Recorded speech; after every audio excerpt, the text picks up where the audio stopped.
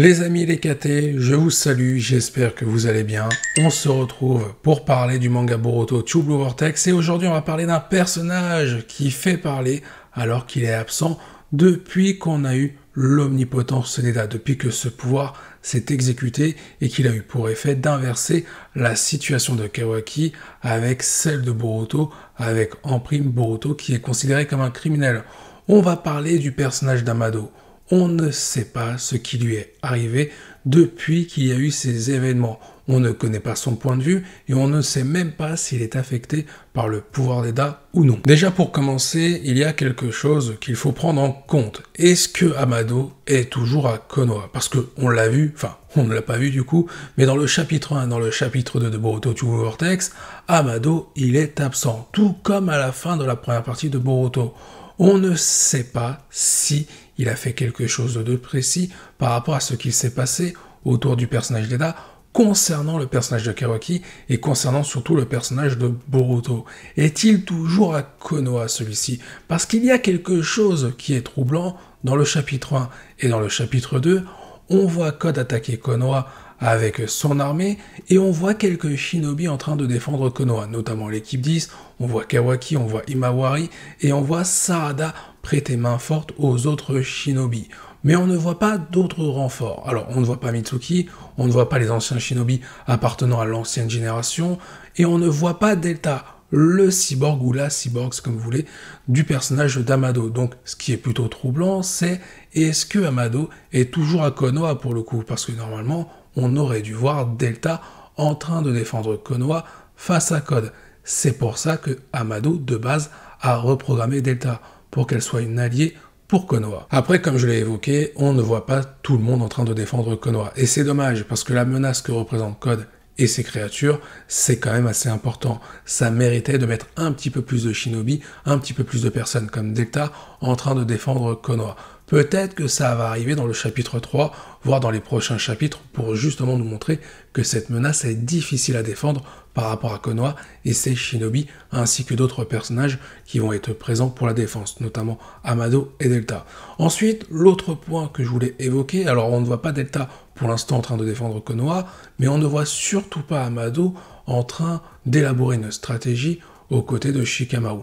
Il est vrai qu'on aurait pu le voir aux côtés de Shikamaru. Alors, pas en tant qu'adjoint, puisque Shikamaru est devenu 8e Hokage, et on peut voir que c'est Konohamaru qui est devenu son adjoint, mais on aurait pu voir Amado à ses côtés pour justement lui donner une stratégie ou quelques conseils pour vaincre Code et son armée. Parce que c'est quand même lui qui a pas mal d'informations sur Code, c'est quand même lui qui l'a modifié par rapport au fait qu'il lui avait implanté un limiteur, même si aujourd'hui Code s'est libéré de ce limiteur et qu'il a retrouvé toute sa puissance, Amado a quand même pas mal d'informations sur lui, et certainement sur Joby. Alors, est-ce qu'il a des informations sur les créatures de Code par rapport à la division de Joby? C'est certainement possible, parce que depuis le début de l'œuvre de Boruto, depuis l'introduction du personnage d'Amado, il a quand même énormément d'informations, voire même des informations improbables par moment. Il a quand même obtenu des informations sur Shibai Ototoki, il a même dit qu'il possédait sa dépouille. Il a quand même rajouté qu'aujourd'hui on n'a rien à craindre, puisque Shibai est toujours en vie, mais attention, Shibai a trouvé le moyen de séparer son esprit de son corps. Ça veut dire qu'il a des informations de ce niveau-là, Amado, surpassant des informations appartenant à Kara ainsi qu'à Ishiki Ototoki, parce que Amado aurait pu apprendre beaucoup de connaissances aux côtés d'Ishiki, mais les autres informations, elles proviennent d'où? Il est évident qu'Amado a un lien étroit avec les Ototoki, et pas seulement un lien qu'avec Ishiki. On va en apprendre beaucoup plus sur lui et sur ses véritables intentions dans la suite de l'œuvre. Mais au-delà de savoir d'où viennent ces connaissances, on peut se poser une question. Vu qu'il y a eu l'omnipotence d'Eda qui nous a été dévoilée et qu'on a vu les effets de cette omnipotence, on peut se poser du coup cette interrogation. Est-ce qu'Amado a été affecté par l'omnipotence d'Eda? C'est la question que j'ai évoquée lors de l'intro de cette vidéo. Parce que c'est vrai, Amado c'est un personnage qui a beaucoup de connaissances, qui est très intelligent et qui prévoit ses coups.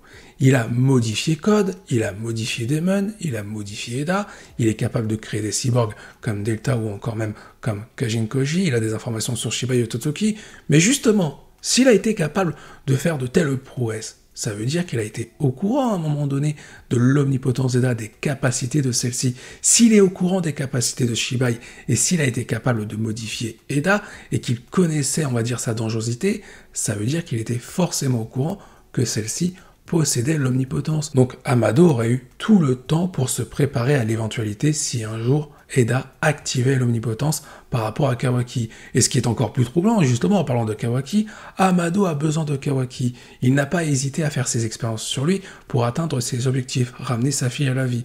Donc c'est quand même bizarre que l'omnipotence d'Eda s'active par rapport à Kawaki. On est donc en droit de se dire, est-ce qu'Amado n'a pas tout prévu depuis le début pour que Eda active l'omnipotence à un moment donné pour le personnage de Kawaki? Peut-être que ça va faciliter justement les objectifs d'Amado par la suite. Ce serait quand même très bizarre qu'Amado n'ait pas prévu ce coup-là, que le mec se soit fait avoir bêtement. Alors, on a pu voir que lorsque Code a débarqué à Konoha avec Eda, qu'Amado semblait être affecté par le charme d'Eda, ce qui voudrait dire qu'il peut être affecté du coup par l'omnipotence d'Eda. Encore une fois, on ne sait pas réellement si Amado a fait exprès de faire semblant. Ça se trouve, depuis le début, il a fait semblant et il nous a fait croire qu'il était affecté. Sauf qu'en réalité, ce n'est pas le cas. Et peut-être que s'il a été affecté par le charme d'Eda, peut-être qu'il a quand même prévu le coup de pouvoir contrecarrer l'omnipotence. Ce serait quand même très bizarre qu'il n'ait absolument rien prévu pour faire face à Eda et sa capacité redoutable. Parce que au final, avec l'omnipotence d'Eda, Amado, il peut tirer son épingle du jeu. Parce que déjà, la situation du monde Shinobi était dans un état un peu instable par rapport à Code, par rapport à ce qui s'est passé avec Naruto. Et en plus de ça, tu rajoutes l'omnipotence d'Eda qui a bouleversé l'histoire du monde Shinobi. Au final, la vigilance qu'il pouvait y avoir avant sur Amado a pu être relâchée. Parce qu'on peut voir quand même que dans le manga Boruto True Blue Vortex, si Amado est toujours à Konoha, il n'est plus autant surveillé qu'avant. Parce que Shikamaru étant devenu le 8e Hokage, il n'a plus forcément le temps de regarder Amado et de le prendre sous sa surveillance. Alors oui, bien sûr, il y a d'autres personnages qui peuvent s'occuper d'Amado, mais on revient toujours au même constat. Au vu de la situation de Konoha dans le manga Boruto True Blue Vortex, aujourd'hui, la priorité de Shikamaru, c'est de s'occuper de Code. Et donc, la priorité n'est plus forcément de surveiller Amado. Celui-ci a donc les mains libres, si on peut dire ça comme ça, pour exécuter ses objectifs. Surtout que maintenant, il n'a plus besoin vraiment de se soucier de Kawaki, puisque Kawaki a pris la place centrale au sein du village de Konoha par rapport à l'omnipotence d'Eda. Donc, il a tout le loisir pour le manipuler et de s'en prendre à lui pour atteindre l'objectif de ramener sa fille à la vie. Si c'est son vrai objectif. Moi, je pense qu'il y a autre chose derrière. Là, vous l'aurez compris, j'ai pris une hypothèse dans laquelle Amado n'est pas touché par le pouvoir d'Eda et qu'il a tout manigancé depuis le début. C'est-à-dire que tout ce qui arrive actuellement dans le monde Shinobi, autour de Boruto, autour de Kawaki et autour du personnage de Code, en réalité, c'est Amado qui, depuis le début, a préparé ce plan-là en raison de ses intentions. Prenons une autre hypothèse dans le cas où Amado est touché par le pouvoir d'Eda et que celui-ci doit revoir ses plans, inconsciemment parce qu'il n'est pas au courant que ses souvenirs ont été affectés. Ce qu'il faut prendre en compte, et c'est très important, c'est que depuis le début, depuis qu'il connaît Kawaki, Amado, il n'a cessé de le manipuler et de faire des expériences sur lui. Justement parce qu'il a besoin du karma de Kawaki pour réussir son objectif, ramener sa fille à la vie. Sauf que ces expériences maintenant sont brouillées par l'omnipotence d'Eda. Ses souvenirs sont inversés par rapport à la situation de Boruto et Kawaki.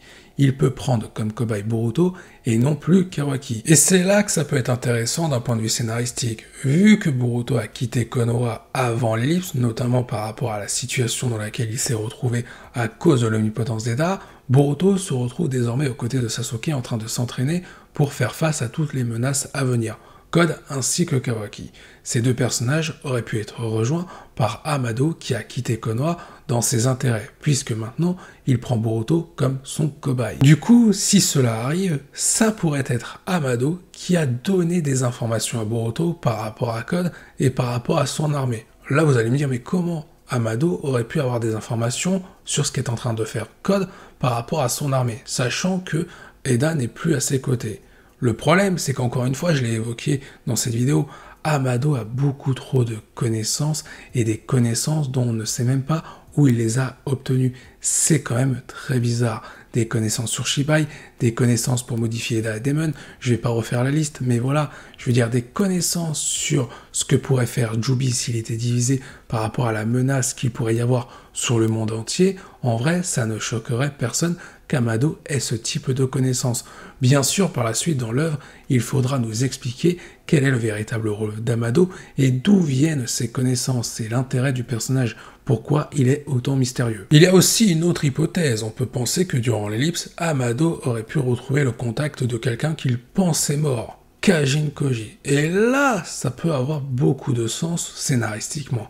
Durant l'ellipse, Boruto aurait donc pu avoir l'apport de Sasuke pour l'entraînement, mais aussi l'apport d'Amado, et pourquoi pas de Kajin Koji qui aurait pu faire son retour et apporter des éléments manquants au personnage d'Amado. Kajin Koji aurait pu être tout simplement en train d'espionner le personnage de Code, et donc il aurait pu être au courant que Code est en train de diviser Jubi. C'est comme ça qu'Amado aurait pu se rendre compte qu'il y a une véritable menace au-delà du personnage de Code, mais plutôt de ce qu'est en train de faire Code. Après, honnêtement, sur cette hypothèse, j'y crois moyen parce que je pense que Kajin Koji, quand il va revenir, il va surtout mettre des bâtons dans les roues à Amado. Parce que je pense qu'il n'a pas oublié ce qu'a dit Ishiki par rapport à Amado. Il sait désormais qu'Amado l'a manipulé pour se faire tuer face à Ishiki. Ce n'était qu'un pion dans le plan d'Amado. Et honnêtement, pour moi, le fait que Kajin Koji soit toujours en vie quelque part, c'est évident qu'il va revenir, et ça va foutre le bordel dans le plan d'Amado. Si on regarde bien, depuis le début du manga Boruto et le manga Boruto True Blue Vortex, les différentes situations dans lesquelles se trouvent Konoha et Boruto ainsi que Kawaki, au final, le point d'origine qui est lié à tout ça, c'est Amado. Si on en est là, c'est à cause d'Amado. Donc c'est normal qu'il s'en sorte au final, puisqu'il a prévu tous ses coups d'avance, sauf un, et c'est le fait que Kajin Koji a survécu face à Ishiki. Il est clair que pour l'instant, on ne connaît pas grand-chose sur Amado. Il a donné quelques informations, c'est vrai, c'est même pas 5% de ses connaissances, c'est ça qu'il faut se dire. On ne connaît pas réellement l'étendue de ses connaissances et surtout sa véritable identité.